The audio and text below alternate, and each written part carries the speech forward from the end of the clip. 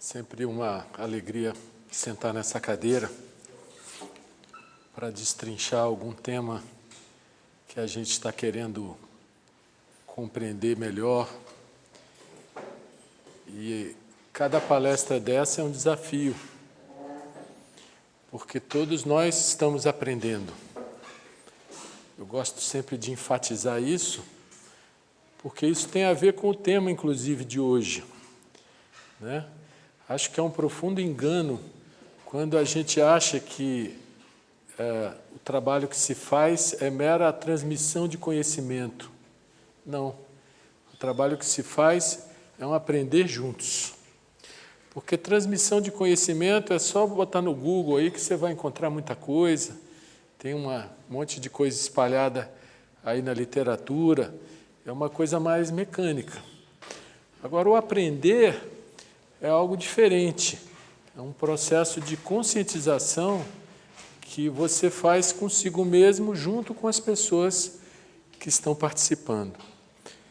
E nada melhor do que tratar desse tema da educação teosófica, por ocasião do lançamento desse livro pela editora Teosófica, Reflexões sobre a Educação Teosófica, a sabedoria perene e o despertar da inteligência.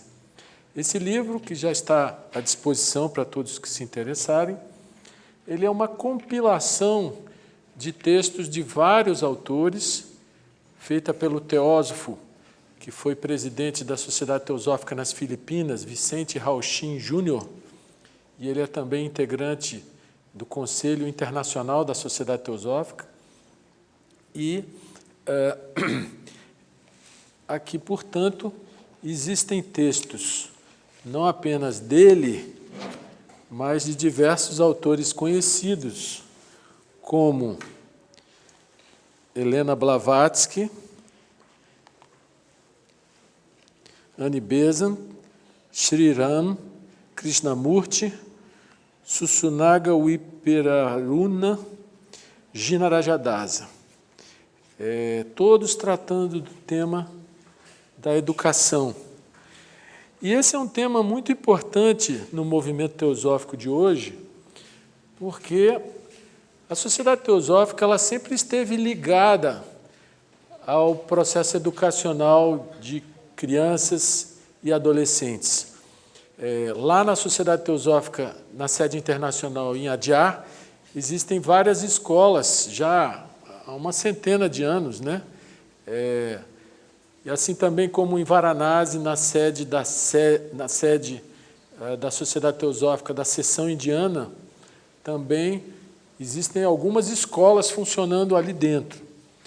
Só que essas escolas, elas foram fundadas, algumas por Olcott, Annie Besant, já praticamente um século atrás, e elas seguem um pouco do sistema educacional indiano, né? Algumas delas para crianças bem pobres. E o Vicente Rauchin, que é um empresário e estudioso, um grande teósofo, ele, em 1990, ele começou um projeto educacional nas Filipinas. E começou lá as escolas Golden Link com um jardim de infância, e a cada ano aumentava um nível. Hoje, essas escolas Golden Link têm até curso universitário, né? Então, ele é um teósofo empresário que conseguiu desenvolver um trabalho educacional bem interessante nas Filipinas, e agora, por decisão do Conselho Internacional, sob a orientação dele, começou uma nova escola em Adyar mesmo, além daquelas que já existiam, chamada de ATA, Adyar Theosophical Academy, ou seja, Academia Teosófica Adyar, que é uma escola que começou agora com jardins de infância, né? Já vai ter primeiro ano, segundo ano, no mesmo esquema de ir aumentando um ano a cada ano, só que o lema da escola é educação transformadora.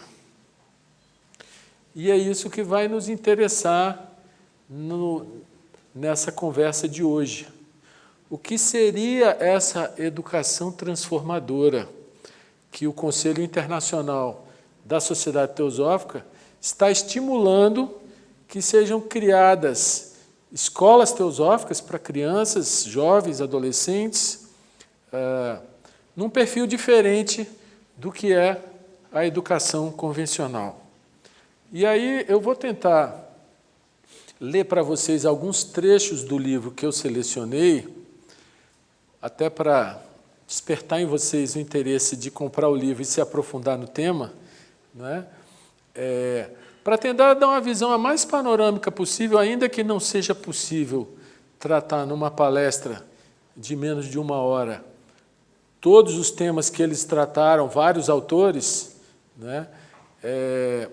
Ainda assim dá um lampejo para vocês verem que realmente é uma educação revolucionária. Revolucionária não no sentido destrutivo, no sentido de tirar alguém ou colocar alguma coisa no lugar, mas no sentido de mostrar como a educação atual ela é uma educação que visa apenas o sucesso profissional, o sucesso material, né? A pessoa conseguir uma boa colocação, ser bem posicionada no meio social, né? Diferentemente do que propõe essa educação transformadora. Então, eu separei alguns trechos do livro para a gente conversar, e aí eu vou ler algumas partes para vocês poderem ver o que significa educação teosófica ou educação transformadora. Eu não vou ficar citando qual autor, porque eu fui dividindo assim um pouco por temas.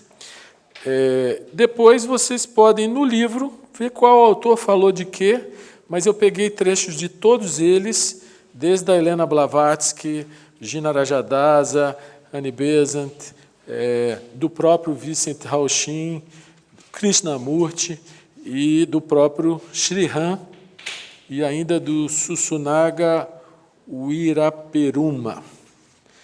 Muito bem. O que é educação teosófica ou educação transformadora? Não é ensinar necessariamente o que se chama de literatura teosófica. Tá? Essa literatura teosófica tradicional, que a gente conhece como karma, reencarnação, amor aos animais, uma evolução no sentido da perfeição, toda essa coisa que é comum e frequente na literatura teosófica, não é propriamente, necessariamente ensinar isso, mas, como dizem eles, educação teosófica não significa necessariamente ensinar o que é chamado de teosofia, nesse sentido de literatura teosófica. Ela é uma preparação para a vida em todas as suas dimensões. Então, essa educação transformadora, ela integra aspectos físicos, emocionais, intelectuais e espirituais num programa coerente. Então, não é uma educação apenas para preparar tecnicamente a criança, o jovem, para o exercício profissional, mas é uma educação integral, uma educação que visa esse desabrochar físico, emocional, mental, espiritual da criança e do jovem. Só um pequeno detalhe, tem uma passagem das cartas dos Mahatmas que fala assim, se você tivesse vindo a mim aos 17 anos, antes que o mundo colocasse sobre você a sua pesada mão, tudo teria sido mais fácil. Então, na verdade, o mundo tem a sua cultura, que é uma cultura fundamentalmente materialista, é uma cultura do sucesso, é uma cultura do dinheiro, é uma cultura do ego, quem é melhor do que quem. Então, a gente já vê na educação, por exemplo, baseada em notas, né, quem é o primeiro da classe, quem é o último da classe. Você já vê um espírito de competição que vai se refletir no comportamento adulto da pessoa. Então, ela vai ser condicionada a competir e não a colaborar. Não é? E aí, o mundo que a gente conhece é essa competição desenfreada, né, de pessoas, de grupos, de empresas, cada um por si, cada um defendendo o seu lado, né, grupos políticos, etc, etc. Então, a finalidade desse processo educacional não é simplesmente sucesso material e social, mas o pleno desenvolvimento do ser humano. Embora a escola teosófica vá ajudar os jovens a atingir competências materiais e sociais, tais capacidades seriam apenas parte de uma meta maior, que é a total saúde da vida do indivíduo, saúde física, emocional, mental e espiritual. A construção do caráter é um elemento essencial na educação teosófica.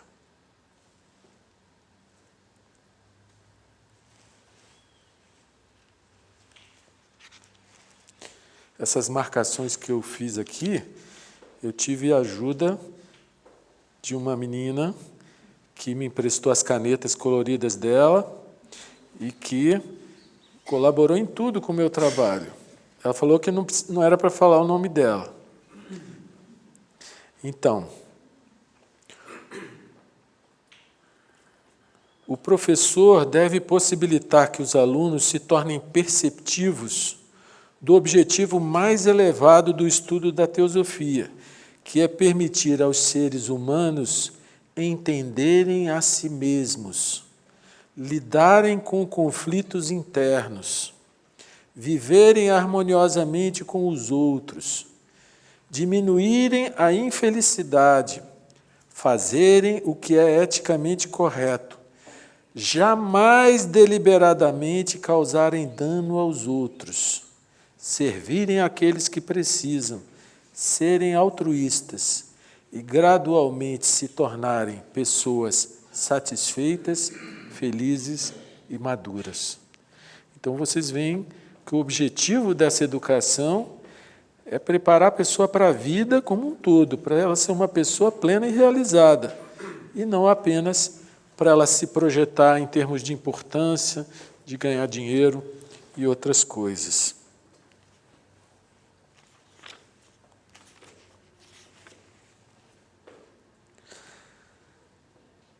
Segundo Helena Blavatsky, a educação teosófica é a difusão da educação não sectária. Não sectária. É aquela que procura cultivar e desenvolver uma mente na reta direção, fortalecendo a vontade, inculcando o amor ao próximo e o sentimento de mútua interdependência e fraternidade.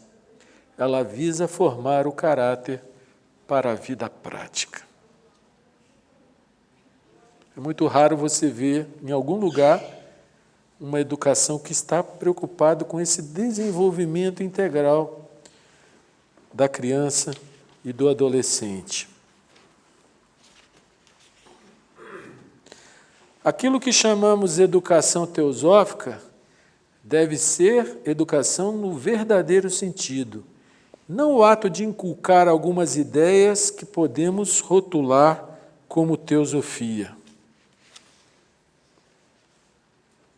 O objetivo deve ser extrair de cada criança as melhores qualidades e capacidades nela presentes, não encorajar quaisquer fraquezas ou vícios que ela possa ter em estado germinal. Então, é um objetivo de despertar aquilo que ela tem de melhor, aquelas capacidades inatas, Porque todos nós viemos com sementes de virtudes e fraquezas, né? Então, é uma educação que visa criar condições, né? Dar nutrientes, como o Dr. Ulisses gosta de falar, para que essas virtudes desabrochem, ao invés de estimular que os vícios que ela possa, porventura, ter fraquezas, que eles sejam não estimulados, mas, de alguma maneira, transformados.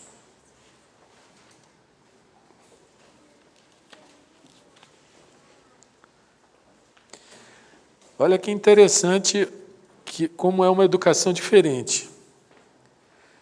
Deve-se ajudar a criança a aprender tanto da própria vida quanto dos livros.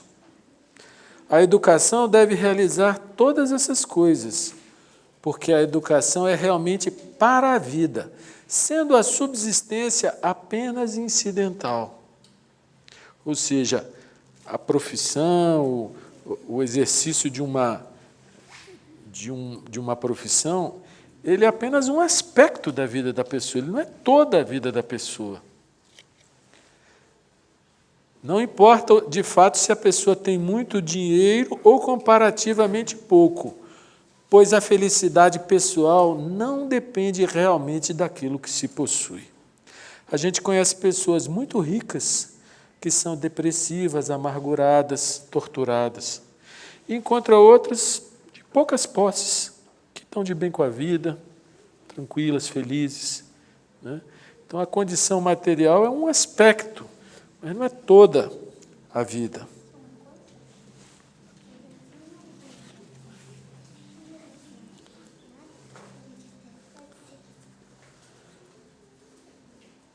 Então, com essa educação, a função da educação é criar seres humanos que sejam integrados e, portanto, inteligentes. Inteligência não é mera informação, não é derivada de livros, nem consiste de engenhosas respostas autodefensivas ou afirmações agressivas. Alguém que não tenha estudado pode ser mais inteligente do que o erudito. Fizemos provas e graus de critérios de inteligência e desenvolvemos mentes astuciosas que fogem às questões humanas vitais.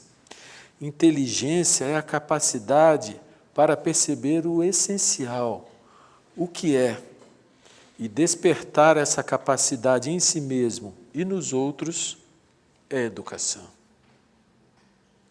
Então, a educação é despertar a inteligência, que é essa capacidade para perceber o essencial, o que é, e não apenas mentes astuciosas, hábeis, jogam bem com palavras, mas que se relacionam, na maioria das vezes, de maneira conflituada e egoísta. Outro aspecto dessa educação teosófica que eu vi em vários autores aqui é a questão do amor. O amor. As crianças deveriam aprender, acima de tudo, autoconfiança, amor por todas as pessoas, altruísmo, caridade mútua e, mais do que qualquer coisa, pensar e raciocinar por si mesmas.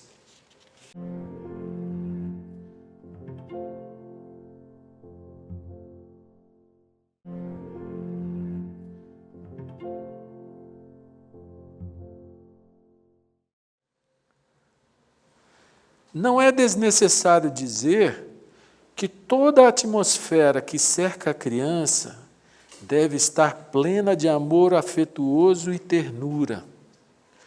Todas as boas coisas crescem, todas as coisas ruins fenecem numa atmosfera de amor.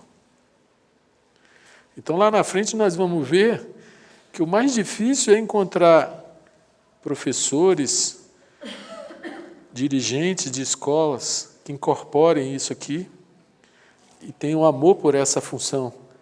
Porque sem isso aí, tudo isso simplesmente não vai existir, né? Somente o amor dará a compreensão que é como o pão para a vida da criança. Reparem vocês que a criança ela é uma esponja. Ela é extremamente sensível. Ela absorve tudo.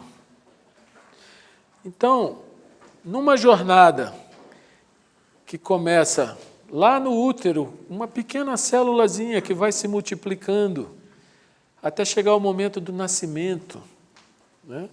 Ela vem totalmente zerada. Ela tem que aprender a se virar no berço. Depois ela vai aprender a sentar, ela vai levar lá pelo 4º ou 5º mês de vida que ela vai aprender a sentar. Depois, para ficar em pezinha com 11 meses, começar a aprender a andar. Olha o desafio daquele ser puro, né? Então, ele é altamente impregnado pela energia dos pais, pela energia do ambiente, né?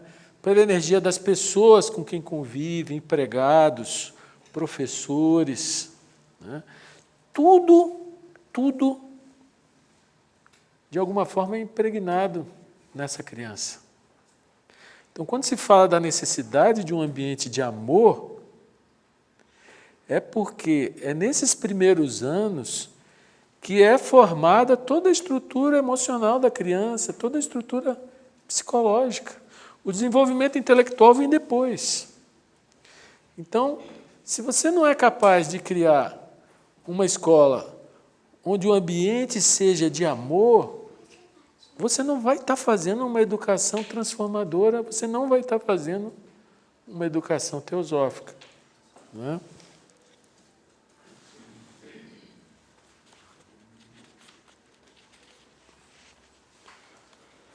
Sem amor pela criança e um agudo interesse no modo de como ela age, ninguém tem o direito de ser professor. Olha que profissão sagrada essa, hein? A gente diminui isso, achando que ser professor é ter conhecimento e passar conhecimento. Tipo, informação, não é? A coisa vai muito, muito, muito além disso. Uma coisa que está muito clara aqui na manifestação de vários desses autores é a necessidade de se estudar a criança, de se conhecer a criança. Por isso que a educação não pode ser massificada. Porque hoje a educação virou sinônimo de fazer dinheiro. Tem muita escola aí faturando horrores com a massificação de alunos, né? Como é que o professor vai poder ter uma relação de amor com um aluno que ele nem conhece? Então, você vai ver vários dos autores dizendo: a criança deve ser estudada. Seus pais devem buscar conhecer seus pontos fortes e suas fraquezas.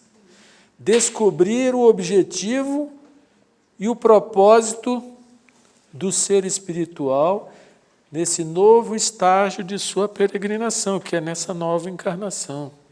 Porque em cada encarnação existe um propósito de resgatar fraquezas, transformar elas em virtudes, né?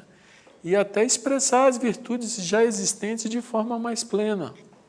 Então, o professor precisa conhecer o aluno, observar o aluno.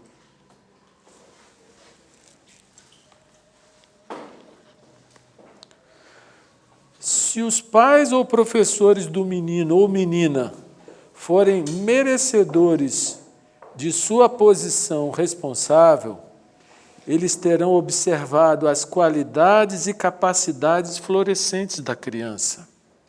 Terão notado suas predileções, conforme mostradas tanto no estudo, quanto na diversão, quanto na relação com os amiguinhos. Ter-lhe-ão encorajado a falar livremente de suas esperanças e desejos, e assim terão chegado a um ponto de vista bastante definido quanto à linha de atividade que deve combinar com o futuro adulto. Então, tem uns que vão ter uma tendência muito científica, outros artísticos, né? Outros terão predileções para coisas diferentes.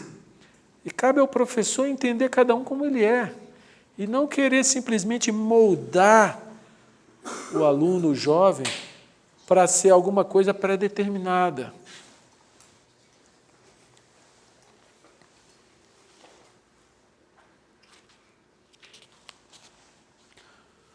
O tipo correto de educação consiste na compreensão da criança como ela é, sem lhe impor um ideal do que pensamos que ela deveria ser.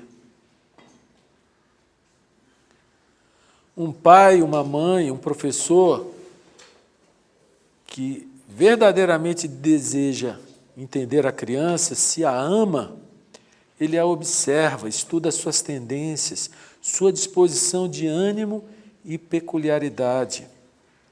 Somente quando não sente nenhum amor pela criança é que se lhe impõe um padrão, um ideal, pois então as ambições pessoais estão tentando realizar-se nela, querendo tornar-se isso ou aquilo. É muito comum os pais que não realizaram projetos de vida quererem que os filhos sejam aquilo que eles não foram. E querem forçar, condicionar a carreira ou a vida do filho para uma coisa que não é da natureza dele ou dela, né? Então, essa educação leva muito em consideração a natureza própria da pessoa. É uma educação de dentro para fora e não de fora para dentro. É um florescer, criar condições para esse florescimento e não para a moldagem da criança ou do adolescente.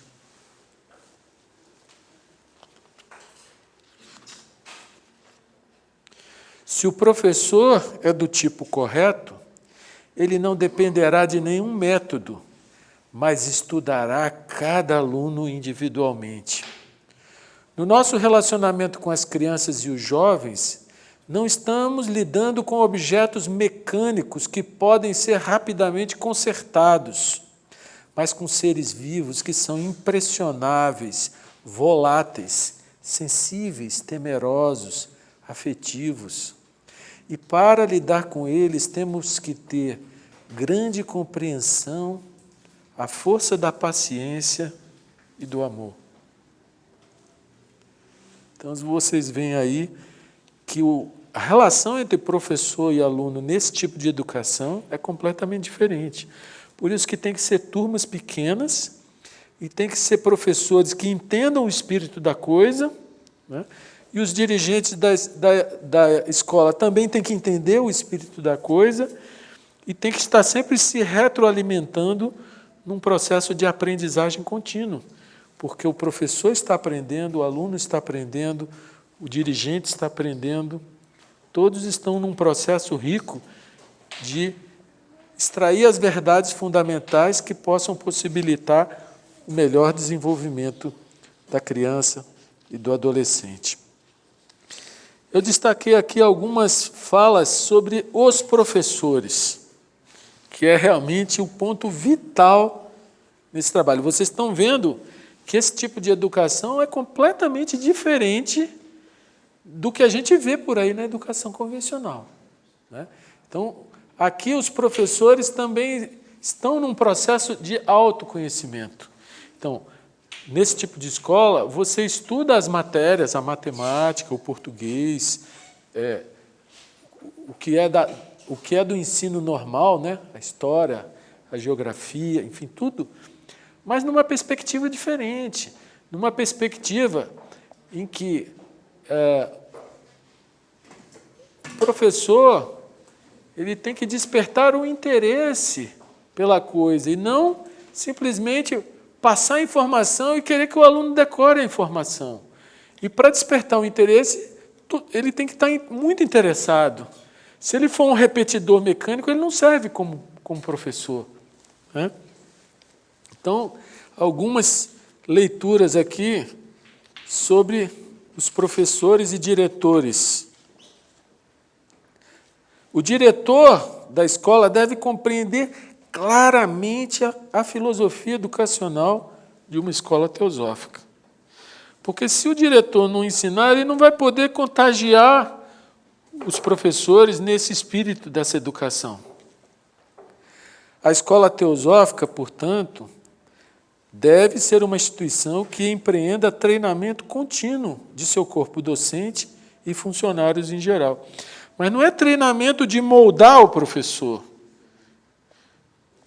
de permitir que ele descubra o que é um processo educacional em que todos aprendem, né? O professor aprende com o aluno, ele não apenas ensina o aluno. É lógico que ele tem que ter mais conhecimento do que o aluno quanto às matérias, mas a questão não é passar conhecimento, a questão é despertar o interesse da criança e do jovem em todas as áreas da compreensão humana.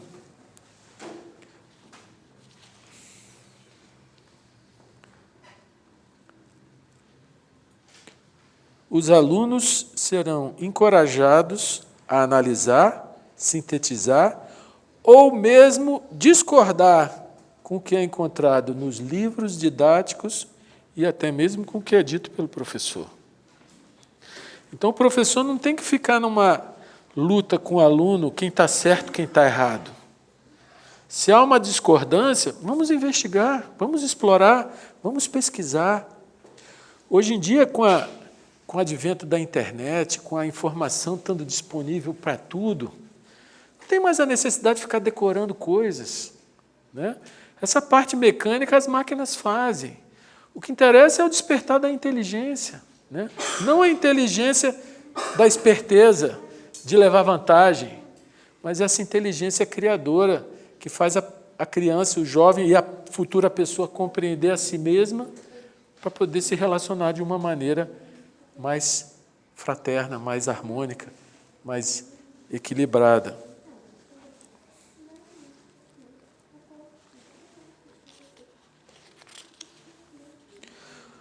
Professores de mente fechada, que têm noções erradas e preconcebidas a respeito de religião, de política, de tantos outros assuntos que são motivo de divisão entre as pessoas, essas pessoas acharão difícil se adaptar à liberdade intelectual de uma escola teosófica. Liberdade intelectual de uma escola teosófica. A gente sempre diz que na sociedade teosófica existe a liberdade de pensamento, né? Numa escola teosófica existe a liberdade de pensamento. A criança, o jovem, ele vai raciocinar por si mesmo. E cabe ao professor ajudar ele a raciocinar e não impor a ele alguma coisa em termos de compreensão e de conhecimento. Ele dá as informações, mas reflete junto, pesquisa junto, questiona junto.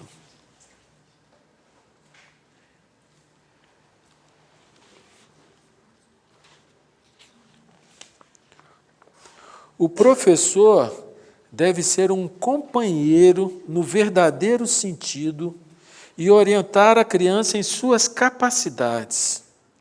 Ele deve crescer internamente com a criança, começando com a compreensão da criança, penetrando seus problemas, enxergando o mundo através dos seus olhos. Olha que coisa! O professor tem que enxergar o mundo através dos olhos da criança, para poder ser um companheiro, para os dois olhando junto, irem descobrindo o que é certo em cada situação.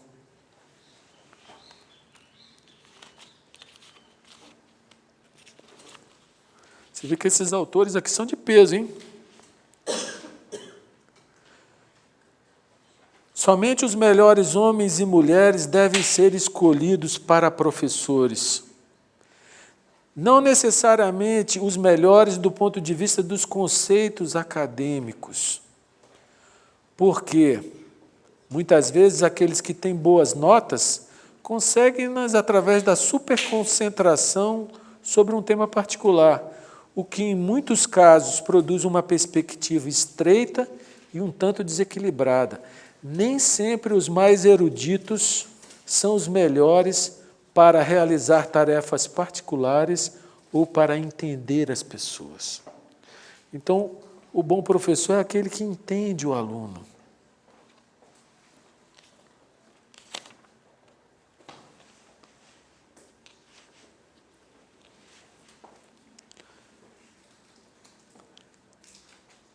Não há espaço para a conformidade e a obediência no tipo correto de educação.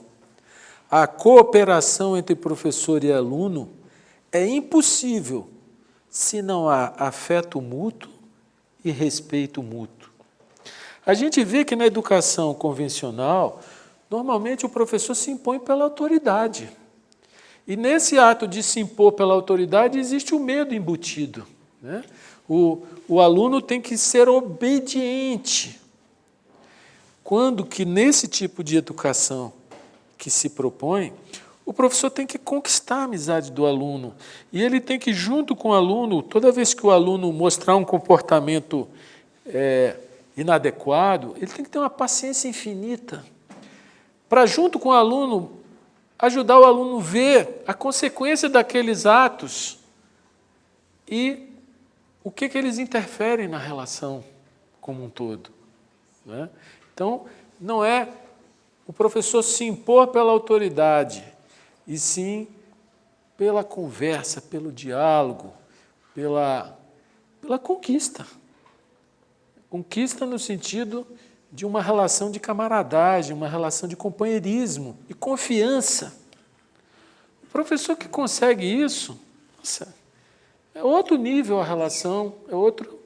Agora, se o professor não percebe a si mesmo e fica reagindo ao aluno e fica querendo disputar com o aluno qual que vai prevalecer, já falhou tudo, ele não entendeu o espírito que se procura ensinar.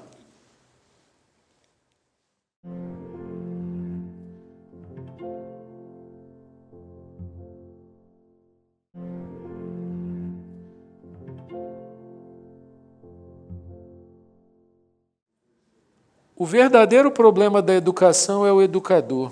Olha que frase direta, diretíssima. O verdadeiro problema da educação é o educador.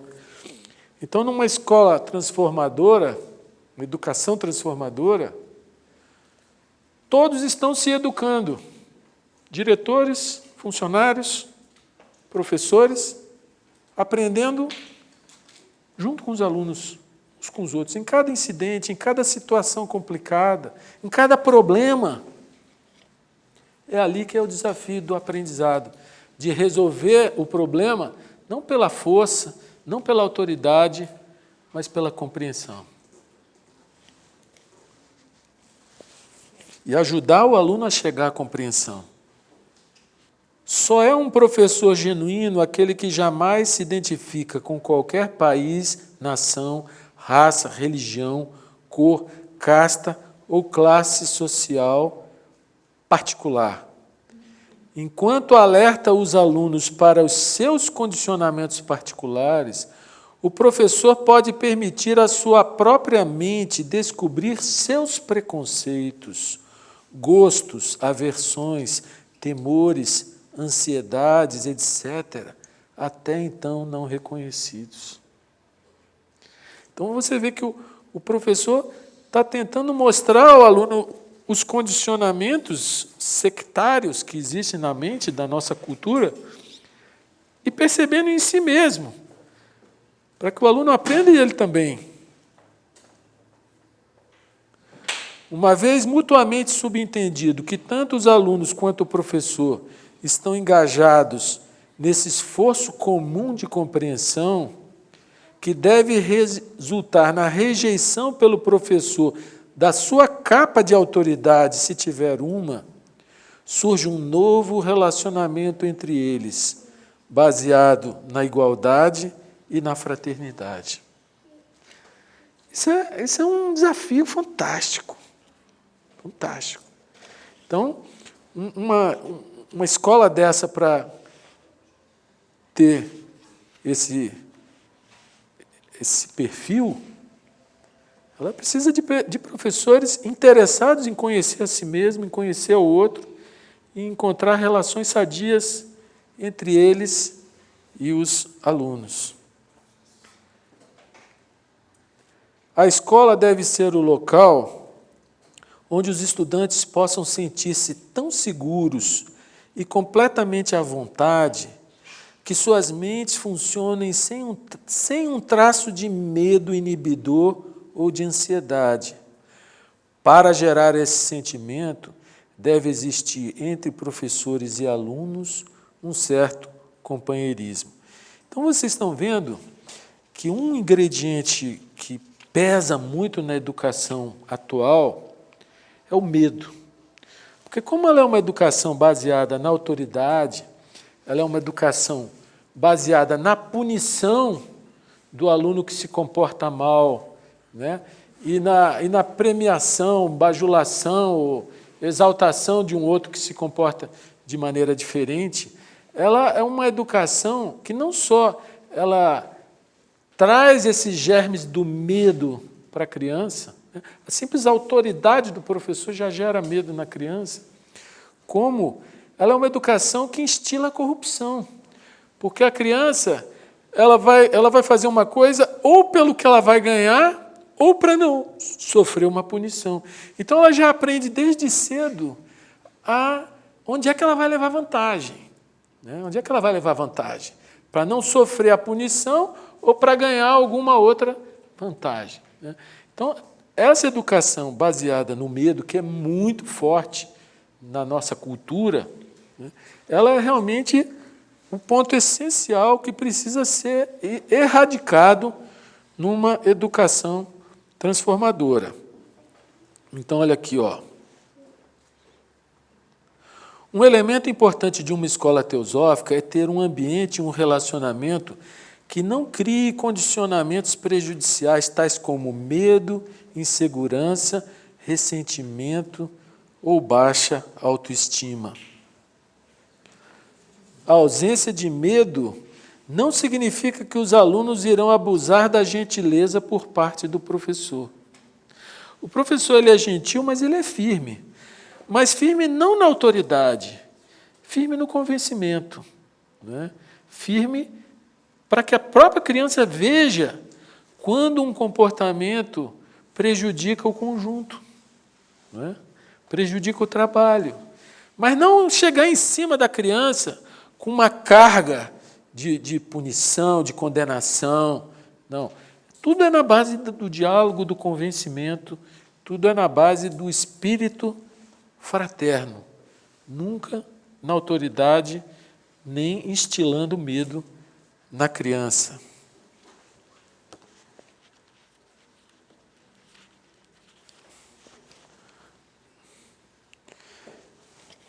Eu não sei se todos nós compreendemos como é inibidor e até mesmo deformador o medo de qualquer espécie.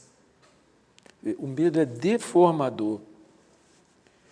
Mesmo que haja algo indesejável na criança, que tenha de ser eliminado, o melhor método é explorar e convencer a criança de que esse algo é indesejável. E esse convencer não é uma imposição, é mostrar para que ela própria veja.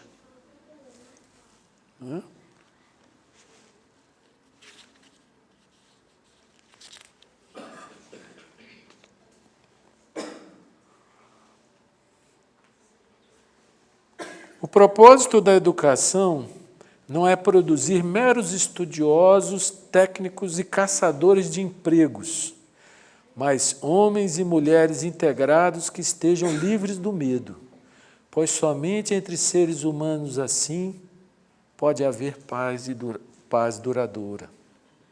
Então, a educação hoje é para formar técnicos, bacharéis, doutores, mestres, eruditos, e a vida, e as relações.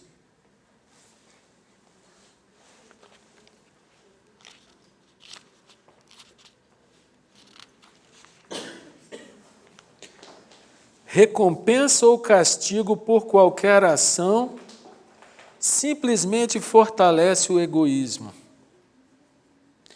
E a nossa sociedade é egoísta porque a cultura é egoísta e o ensino fortalece o egoísmo.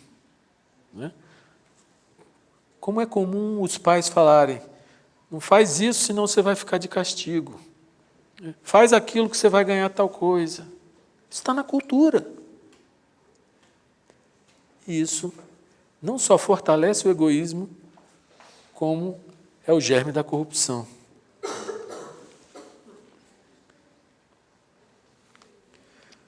Se não temos respeito pela criança, mas simplesmente lhe oferecemos uma recompensa ou a ameaçamos com castigo, estamos encorajando a ganância e o medo. Pelo fato de nós mesmos termos sido criados para agir por amor ao resultado, não vemos que pode haver ação livre do desejo de vantagem. Olhem como é profundo isso, gente. Se nós temos essa cultura tão internalizada em nós, de ação com desejo de vontade, é lógico, quem vai passar isso para a criança? Então, o educador ele tem que estar trabalhando, conhecer a si mesmo, ele não vai ser perfeito. Mas cada vez que ele der uma derrapada, ele, opa, espera aí, vai estar aprendendo. Então, medo que está totalmente presente na educação moderna, ou de sempre, né, é algo abominável numa educação teosófica ou educação transformadora. Aí eu separei aqui alguns princípios, só para ilustrar um pouquinho mais, que mostra, em geral, o objetivo disso tudo. A escola deve despertar qualidades saudáveis, tais como respeito, gentileza, autoconfiança, integridade, sensibilidade aos outros, não violência e racionalidade.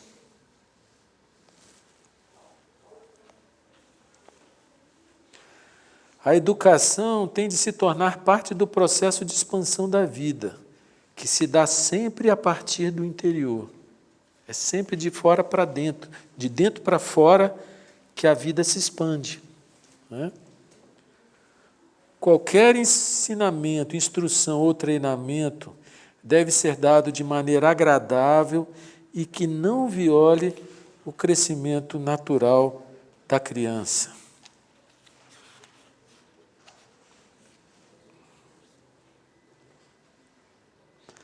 A questão da natureza. Não pode haver nada mais útil para qualquer ser humano que as influências da natureza, as árvores, as flores, a água corrente, etc. E a criança tem um interesse natural por qualquer coisa que seja viva. Insetos, pássaros e animais. O valor de um ambiente natural e de contatos naturais não pode ser subestimado.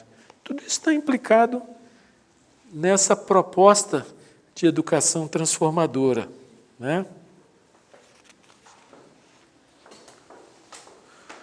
Os sentidos são as janelas da alma. Quando essa extensão é aumentada, toda a superfície de contato com a vida é aumentada. Então, a sensibilidade que a criança adquire numa educação que não é baseada no medo, ela estende a capacidade de percepção da criança, que vai se estender por toda a vida dela. É algo realmente extraordinário. E que nem sempre o educador está preocupado com o desenvolvimento, o despertar da sensibilidade da própria criança, respeitando essa sensibilidade.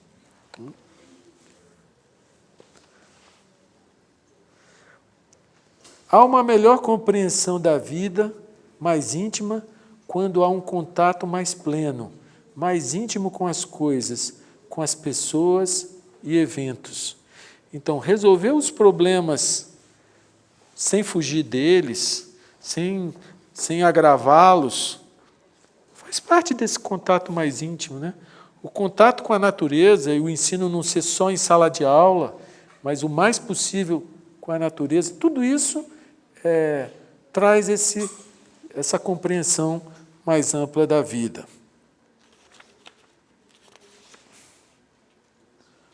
Uma educação verdadeiramente completa deve significar pôr o menino ou a menina em contato com os fundamentos de quase todos os campos importantes do conhecimento. Olha só a relação com o conhecimento.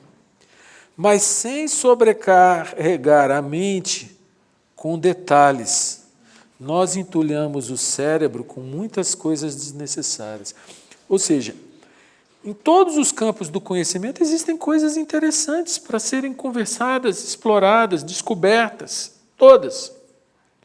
Mas essa educação convencional, ela sobrecarrega a mente do jovem, da criança, com informação, entulhando com informação desnecessária, ao invés de ensinar ela a raciocinar, a refletir, né? A discordar, a pensar por si mesma.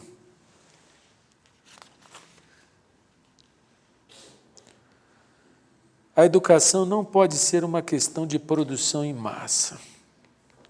Então, essa máquina de fazer dinheiro que a gente vê no sistema educacional, principalmente no particular, e no público, não por fazer dinheiro, mas pelo excesso de alunos, né? Nunca vai produzir uma educação de qualidade.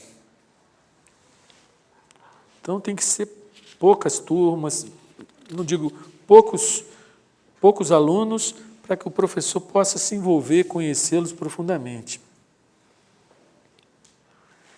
Qual a importância da vida? Por que estamos vivendo e lutando? Se estamos sendo educados simplesmente para alcançar a distinção, conseguir um melhor emprego, ser mais eficientes, ter o mais amplo domínio sobre os outros, então nossas vidas serão superficiais e vazias. Se estamos sendo educados para ser cientistas, eruditos casados com livros ou especialistas viciados em conhecimento, então estaremos contribuindo para a destruição e a miséria do mundo. É forte, né? Mas é assim, porque ou a gente descobre a vida de uma maneira integrada em todas as nossas relações, sejam profissionais, familiares, sociais, ou não adianta você ser o PhD tal, que tem problema de alcoolismo, que em casa tem conflitos homéricos, não adianta.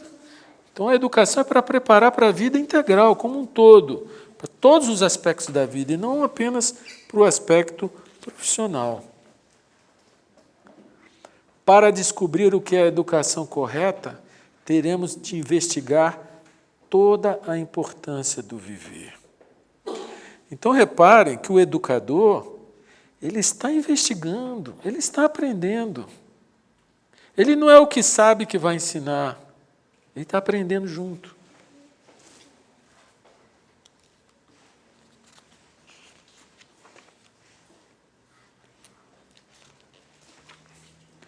Educação no verdadeiro sentido é ajudar o indivíduo a se tornar maduro e livre, a florescer muito em amor e bondade.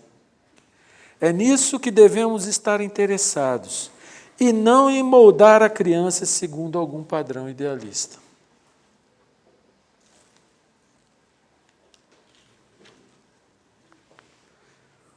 O educador deve dar toda a sua atenção, todo o seu cuidado e afeição à criança, na criação de um ambiente leve e ao desenvolvimento da compreensão, para que ela, ao atingir a maturidade, seja capaz de lidar de modo inteligente com os problemas humanos que a confrontarão.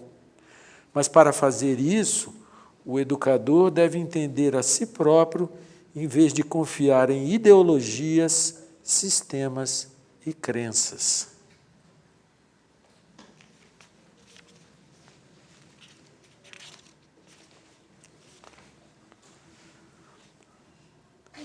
o acúmulo de conhecimento não é importante. Se isso se tornar o principal propósito da educação, estaremos, de fato, reduzindo a mente a um enorme banco de dados. A gente não precisa sobrecarregar a mente com informação, decorar para passar na prova. O importante é saber raciocinar, né? E saber se relacionar e se preparar para a vida como um todo.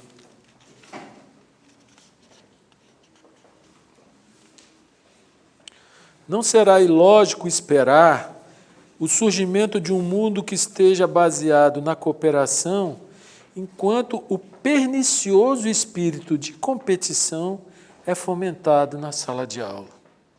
Então, se desde a sala de aula, na adolescência, tudo estimula a competição, tudo é o culto ao sucesso, quem é o famosão, quem está em primeiro lugar, né? Toda essa cultura do melhor, né? Isso treina a pessoa para competir, mas não treina ela para ser feliz. Então, como que você vai esperar um mundo em que a cooperação seja a marca tônica, se a educação, esse espírito de competição, ele é fomentado na sala de aula? E eu vou encerrar com 3 leiturinhas sobre educação religiosa, no sentido mais profundo. A verdadeira educação religiosa é ajudar a criança a ser perceptiva de modo inteligente, a discernir por si mesma o temporário e o real. A gente sabe que essa vida material é temporária, que nós estamos aqui de passagem. Se a criança, desde cedo, começar a ver isso com clareza, ela pode descobrir se existe alguma coisa mais valiosa do que o mero resultado material das coisas. A reta educação vem com a transformação de nós mesmos. Então, se nós estamos interessados nisso, se nós queremos fundar uma escola teosófica, se nós queremos ser professores numa escola desse perfil, nós devemos estar interessados com a transformação de nós mesmos.